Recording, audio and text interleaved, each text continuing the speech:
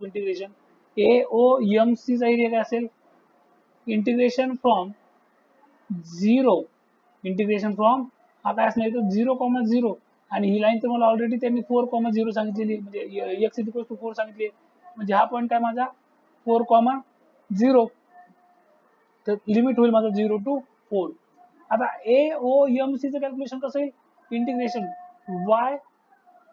dx त्याला मी y1 म्हणतो कारण कन्फ्युजन होणार आहे माझ्याकडे परत आणखीन एक y आहे शिल्लक मायनस आता ह्या मधून AOMB मायनस करायचं मला आता AOMB काय माझ्याकडे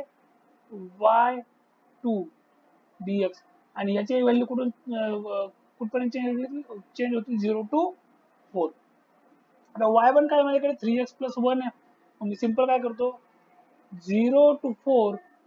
3x plus 1 dx minus integration from 0 to 4 y2 काय माझ्याकडे 2x plus 1 dx आता सिंपल मी याचं इंटिग्रेशन घेतो 3x square upon 2 plus x upper limit माझ्याकडे 4 लोअर लिमिट आहे 0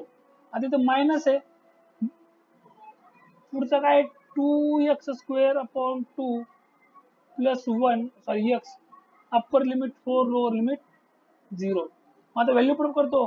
तर काय भेटेल 3 into 4 square that is 16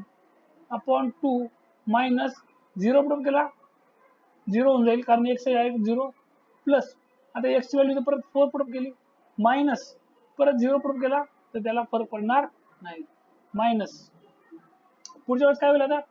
2x square upon 2 आहे 2 होऊन जाईल कॅन्सल x स्क्वेअर आहे म्हणजे 4 स्क्वेअर हा होईल 16 minus 0 square that is 0 plus इथं x आहे हा होऊन जाईल 4 मायनस x ची व्हॅल्यू 0 हा 0 म्हणजे किती भेटेल मला इथं हा होईल B at 16 8 24 24 plus 4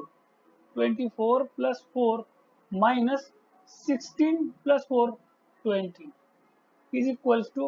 28 minus 20 is equals to 8